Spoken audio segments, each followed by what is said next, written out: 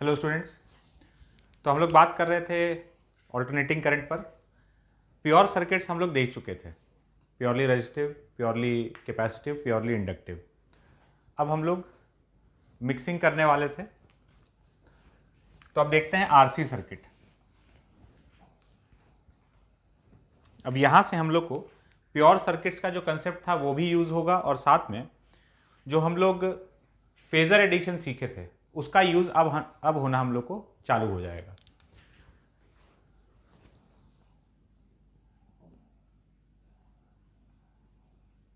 RC circuit,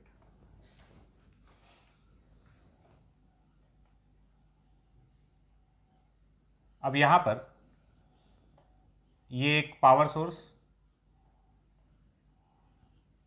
तो ये अपना सोर्स हो गया, इसका वोल्टेज है V equals to V naught sine omega T. ये एक कैपेसिटर और इधर ये एक रजिस्टर। इस सर्किट को सॉल्व करना है। सॉल्व करना है मतलब अब इसमें सब कुछ जो जो हम लोग को पूछा जा सकता है, क्या क्या पूछा जा सकता है। तो इसमें इस सर्किट में करंट क्या होगा किसी भी टाइम पर, और जो भी करंट होगा वो इन दोनों से सेम होगा, सीरीज वाला सर्किट है। फिर रजिस्टर का पोटेंशियल डिफरेंस किसी टाइम पर क्या होगा, कैपेसिटर का पोटेंशियल डिफरेंस किसी भी टाइम पर क्या होगा, ये सारा कैलकुलेशन हम लोग को करना है। तो सबसे पहले करंट निकालते हैं। अब एक बात समझना, इस बार ये पूरा पोटेंशियल डिफरेंस ये दोनों मिलकर बांट रहा है, कुछ इसको मिल रहा होगा कुछ इसको मिल रहा होगा, है ना। अब ये पूरा का पूरा ना तो अकेले आर को मिल रहा है और ना ही सी को मिल रहा है, ठीक है। जो भी हम यहां से करंट निकालेंगे, करंट आएगा, वो करंट इन दोनों के लिए सेम होगा, सीरीज में कनेक्टेड है। और करंट आ जाएगा तो फिर हम दोनों का वोल्टेज अलग अलग निकाल लेंगे, क्योंकि हमको ये बात पता है प्योर सर्किट से, हम ये सीख चुके हैं कि रजिस्टर का करंट और रजिस्टर का वोल्टेज सेम फेज में होता है। कैपेसिटर का करंट और कैपेसिटर का वोल्टेज π/2 फेज डिफरेंस में होता है, जिसमें कि करंट लीड कर रहा होता है, ठीक है। ये सब हम लोग को दिमाग में है। अब समझते हैं, यहां पर देखो, सबसे पहले इस सर्किट का अगर करंट का बात करेंगे, करंट यहां पर जो होगा कैसा होगा, अगर खाली रजिस्टर होता, सिर्फ रजिस्टर होता, तो यहां करंट और वोल्टेज सर्किट का सेम फेज में हो जाता। पूरे सर्किट के करंट का बात कर रहे हैं। अगर खाली रजिस्टर होता तो सेम फेज में रहता, और अगर खाली कैपेसिटर होता तो करंट π/2 आगे चलता। तो रजिस्टर चाहता है सेम फेज में रखना, करंट चाहता है π/2 फेज आगे रखना, तो मामला कहीं बीच में जाकर सेटल होगा।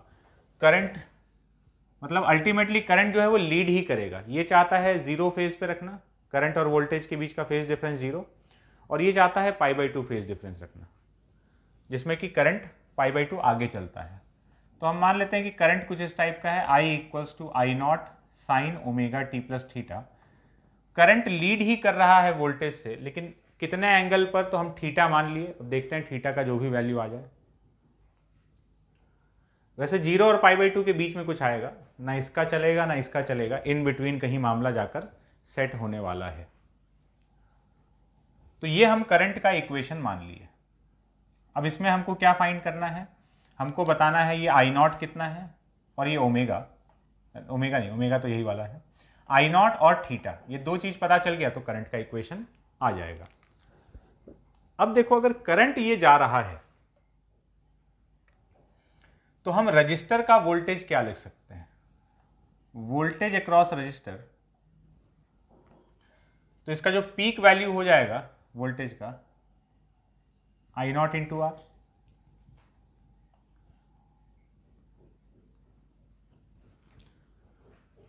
रजिस्टर के लिए पीक वैल्यू में रिलेशन ये था ना, जब ये वाला सर्किट हम लोग देखे थे,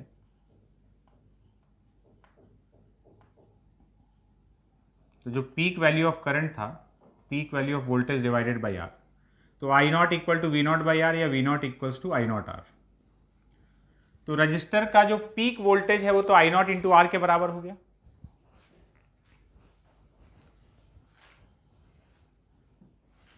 I not R sine omega T plus theta, ये हम लिखे हैं रजिस्टर का वोल्टेज। और हमको पता है क्या सोचकर हम लिखे, पीक वैल्यू तो लिख दिए जो अपने पास फॉर्मूला था, और रजिस्टर का वोल्टेज और रजिस्टर का करंट सेम फेज में होना चाहिए, तो जो इसका फेज है वही इसका फेज रहेगा। करंट तो दोनों के लिए सेम है, ठीक है, तो रजिस्टर का वोल्टेज रजिस्टर के करंट के फेज में रहेगा, और कैपेसिटर का वोल्टेज Vc, इसका पीक वोल्टेज हो गया आई नॉट इंटू एक्सी।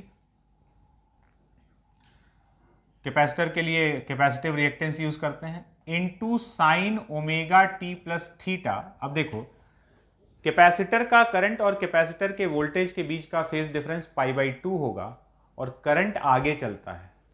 करंट अगर π/2 से आगे चलता है तो यहां पे हमको -π/2 करना होगा।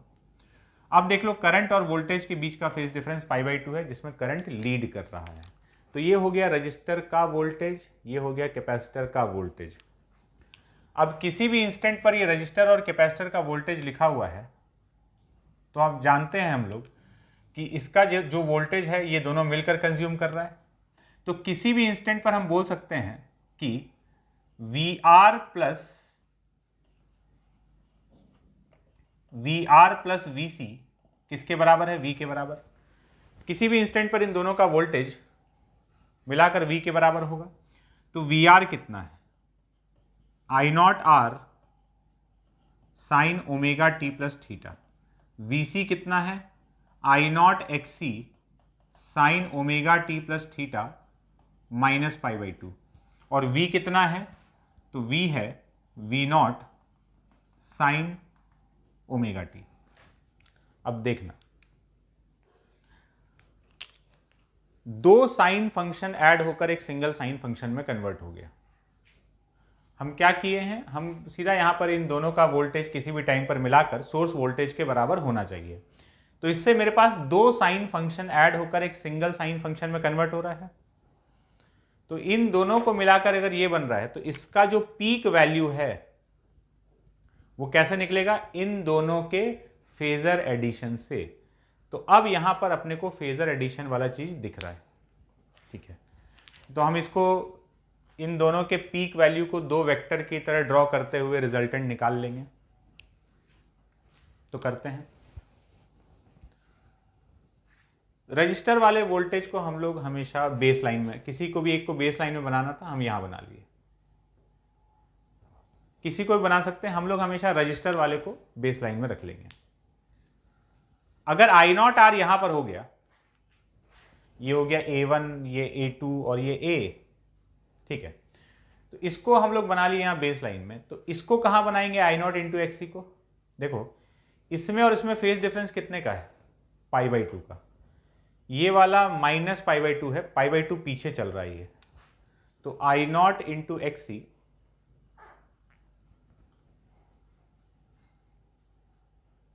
ये हो गया I नॉट इंटू आर, और I नॉट इंटू XC नीचे। क्यों, -π/2 है, π/2 पीछे चल रहा है उससे। इन दोनों का जो रिजल्टेंट होगा यही क्या कहलाएगा, V नॉट। इन दोनों का रिजल्टेंट V नॉट है।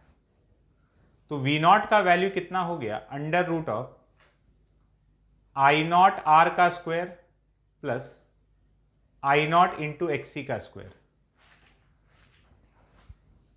सो V naught is equal to, I naught बाहर आ गया, √ऑफ R square plus XC square.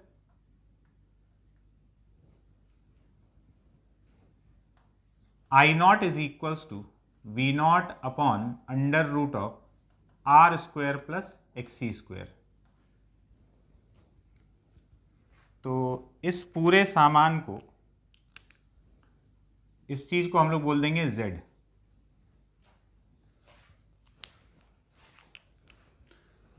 तो आ गया I naught is equals to V naught by Z। ये पीक वैल्यू में रिलेशन आ गया। तो यहां पर हमको कंप्लीट करने के लिए दो चीज चाहिए था, एक तो I नॉट चाहिए था और थीटा चाहिए था। I नॉट आ गया। अब ये जो Z हम लोग जिसको बोल रहे हैं, ये Z है √ऑफ R square plus XC square. इसको बोला जाता है इंपिडेंस।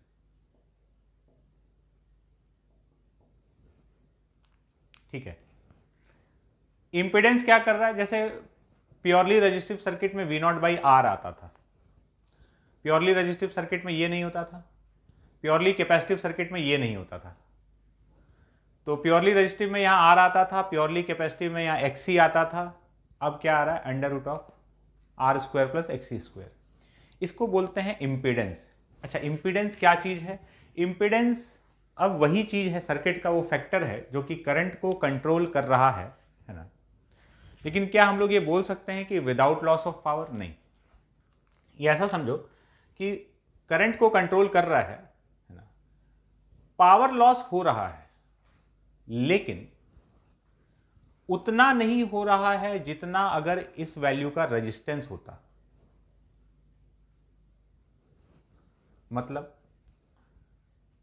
R का वैल्यू सपोज यहां 100 है और XC का वैल्यू भी 100 है, 100 ओम 100 ओम, तो Z का वैल्यू कितना हो गया? 100√2।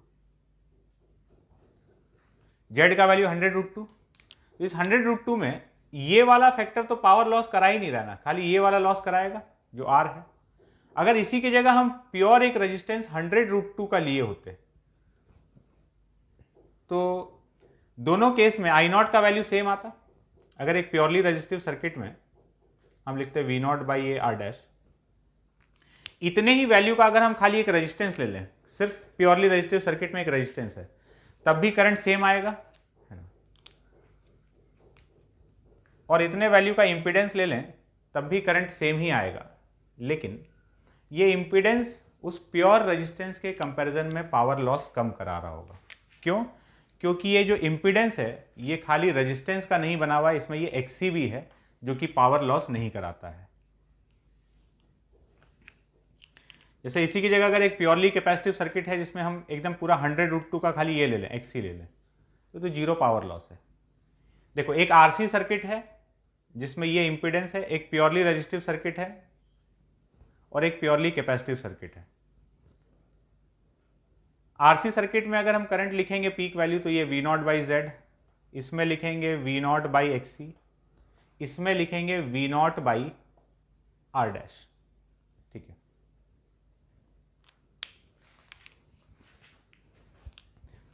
एक प्योरली रेजिस्टिव सर्किट, एक प्योरली कैपेसिटिव सर्किट और एक RC सर्किट, तीनों केस में peak value of current same ही आएगा क्योंकि ये XC का वैल्यू, R' का वैल्यू, Z का वैल्यू सेम लिया गया है। लेकिन ये इन तीनों का काम, XC, Z और R का काम करंट कंट्रोल करने का है। लेकिन जब ये प्योर रेजिस्टेंस होगा 100√2 का तो ये पावर लॉस ज़्यादा, मैक्सिमम पावर लॉस करा रहा है। अगर ये प्योर XC होगा तो 0 पावर लॉस, और अगर ये Z होगा, इंपीडेंस होगा, तो इससे ज़्यादा पावर लॉस करा रहा होगा लेकिन इससे कम। तो इंपीडेंस क्या है? इंपीडेंस वही फैक्टर है जो करंट कंट्रोल करने का काम कर रहा है आरसी सर्किट में, जिसमें दोनों रेजिस्टेंस और कैपेसिटर दोनों का कंट्रीब्यूशन आ रहा है। तो करंट कंट्रोल कर रहा है लेकिन पावर भी लॉस कराएगा, लेकिन प्योर रेजिस्टेंस में जितना कराता है उससे कम कराएगा। ठीक है, तो हम लोग लौट आते हैं। तो ये हो गया पीक वैल्यू ऑफ करंट और ये जेड इंपीडेंस हो गया। इसके बाद अब हमको चाहिए थीटा। देखना, V0, I0 XC और I0 R हमको तीनों फोटो में दिख रहा है। अब थीटा यहां पे कौन सा एंगल होगा? ये वाला होगा, ये वाला होगा। बड़ा सीधा सिंपल सा बात है, समझना। इसको देखो और इसको देखो, इसमें और इसमें फेज डिफरेंस कितने का है? इन दोनों के बीच का फेज डिफरेंस तुमको थीटा दिख रहा है। I0 R और V0 वाला जो एक्सप्रेशन है, यहां ओमेगा टी है, यहां ओमेगा टी प्लस थीटा है। तो ये I0 R और ये V0, इन दोनों के बीच जो फेज डिफरेंस है वो एक्चुअली में थीटा के बराबर है। तो ये एंगल लिख दिए थीटा। या जैसे इसमें और इसमें फेज डिफरेंस देखोगे, π/2 माइनस थीटा दिखेगा।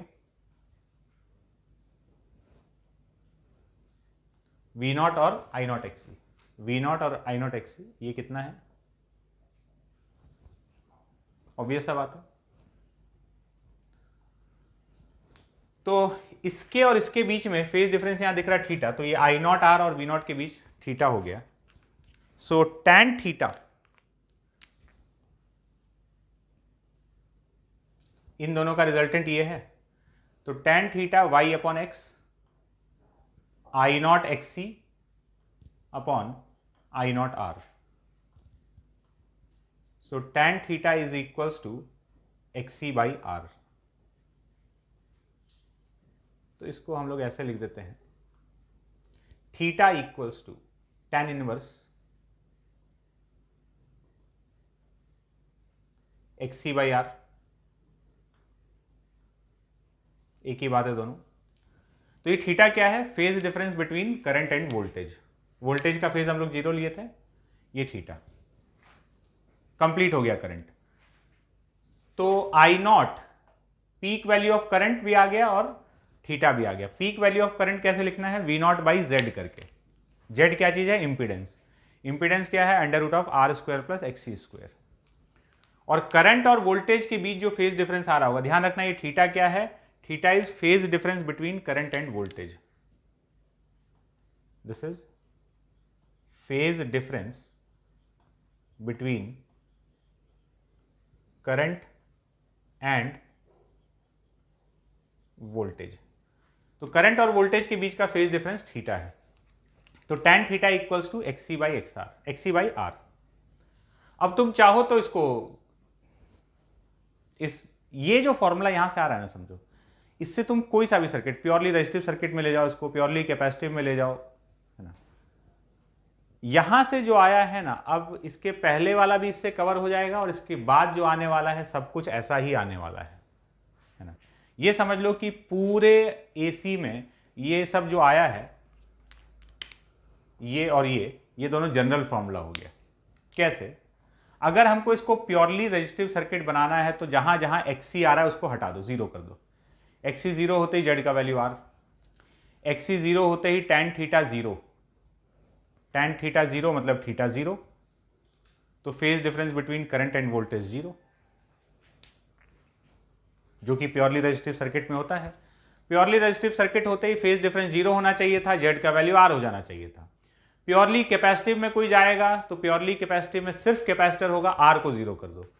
आर को जीरो करते ही जेड का वैल्यू एक्सी के बराबर, आर का वैल्यू जीरो करते ही tan theta not defined, tan theta not defined मतलब थीटा पाई बाई 2। तो प्योरली कैपेसिटिव में करंट और वोल्टेज के बीच का फेज डिफरेंस पाई बाई 2 होता है। ठीक है, तो ये फेजर डायग्राम हो गया।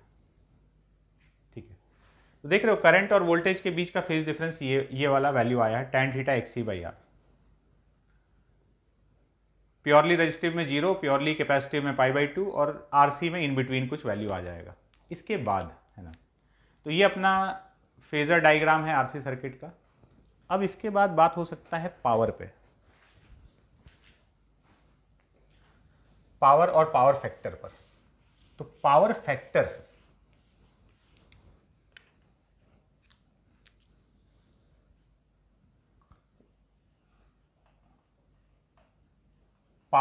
जो होगा cos theta, theta phase difference between current and voltage लिया जाता है। तो देखो ये थीटा है, tan theta X C by R है, तो ये under root of R square plus X C square हो जाएगा, मतलब जेड हो जाएगा। तो पावर फैक्टर का value cos theta base upon hypotenuse R by Z.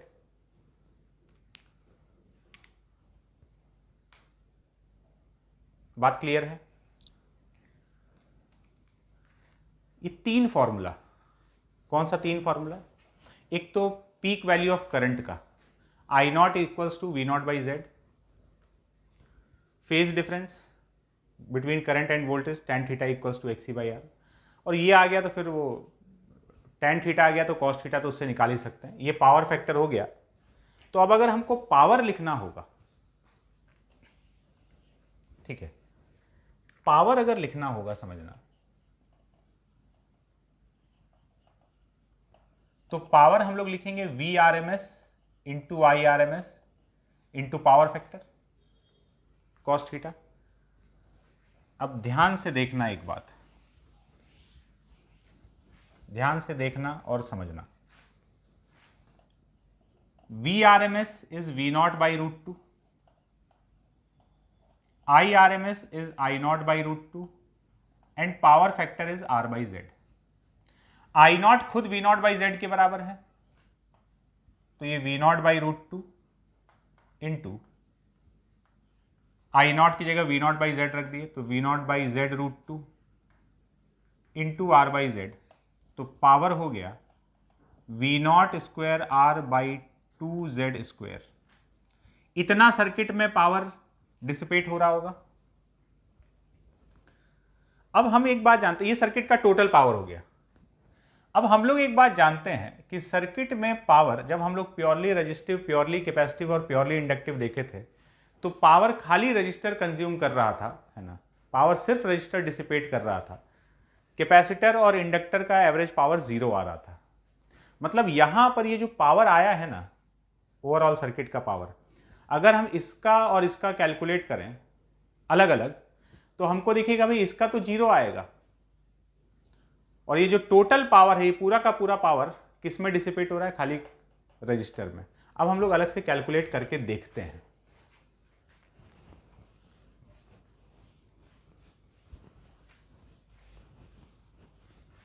अगर हम रजिस्टर का पावर कंपेयर करें, रजिस्टर का पावर कैलकुलेट करें, तो पावर डिसिपेटेड इन रजिस्टर, समझना, वी आर एम एस, अब सारा वैल्यूज हम रजिस्टर का लेंगे, V R M S of resistor into I R M S of resistor into power factor of resistor, और रजिस्टर का वोल्टेज और रजिस्टर, अब हम पूरे सर्किट को नहीं देख रहे, सिर्फ रजिस्टर को देख रहे हैं। तो रजिस्टर के वोल्टेज और रजिस्टर के करंट में फेज डिफरेंस कितने का होता है? 0। हम यहां एक बार फिर से लिख दे रहे हैं जो अपना आया था। रजिस्टर का वोल्टेज हम लोग ये लिखे थे, I not into R sine omega T plus theta, और कैपेसिटर का वोल्टेज लिखे थे I not X C sine omega T plus theta minus pi by 2। ये हम लोग लिखे थे। करंट हम लोग ये मानकर चल रहे थे I equal to I not sine omega T plus theta, तो इससे वी आर और वी सी लिखे थे। तो रजिस्टर का वोल्टेज और रजिस्टर का करंट के बीच में फेज डिफरेंस 0, ठीक है। तो पावर डिसिपेटेड इन रजिस्टर हम लोग लिख रहे हैं, रजिस्टर का वी आर एम एस, तो ये रहा रजिस्टर का वोल्टेज, ये रजिस्टर का पीक वोल्टेज। तो पीक वोल्टेज कितना लिखा हुआ है? I not into R divided by root two. Resistor का आरएमएस करंट, तो करंट तो सब में सेम ही जा रहा है, चाहे पूरे सर्किट का हो, चाहे रजिस्टर का हो, चाहे कैपेसिटर का हो।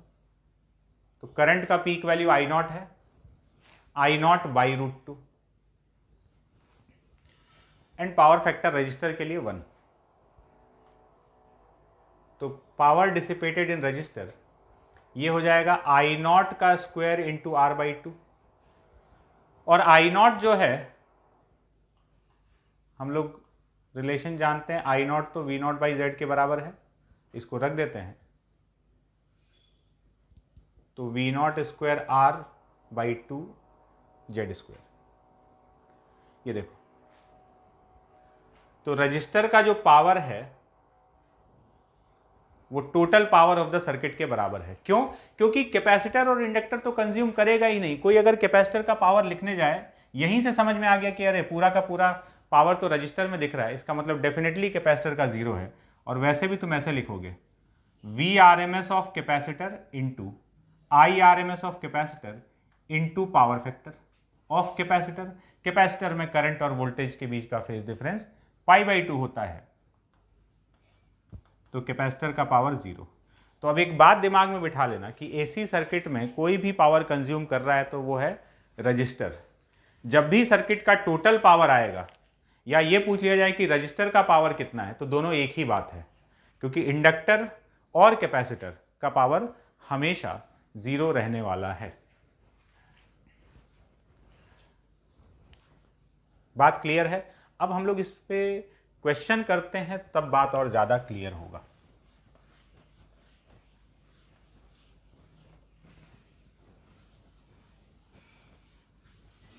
और आरसी सर्किट में जो चीज आया है वही चीज रिपीट होने वाला है। इसके आगे का सारा सर्किट या इसके पहले का सारा सर्किट तुम इसी फॉर्मूला से निकाल सकते हो।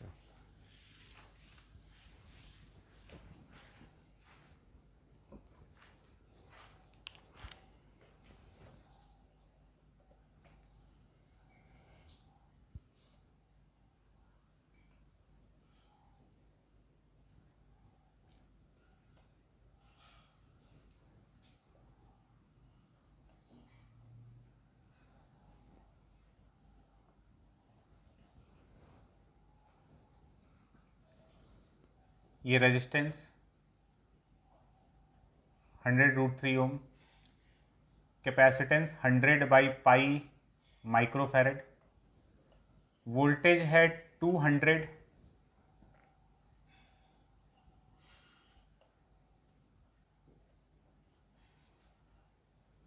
इसको हम लोग कर लेते हैं, हाँ ठीक है, 220 300 साइन ओमेगा टी, मतलब 100πt plus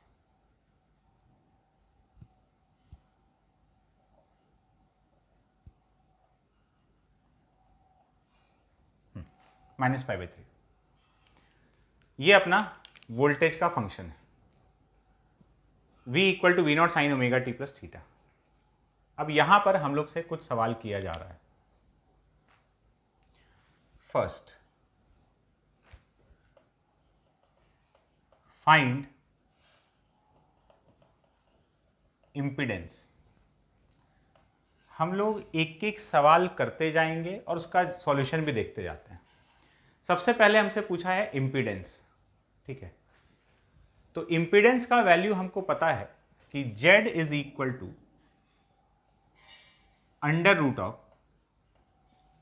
√R² + XC²। R का वैल्यू 100√3 है, XC का वैल्यू जो है वो है 1/ωc, ओमेगा का वैल्यू 100π और C का वैल्यू 100/π माइक्रोफैरड।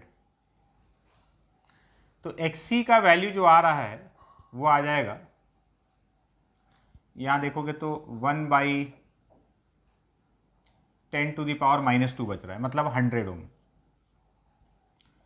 XC का वैल्यू 100 आ गया, तो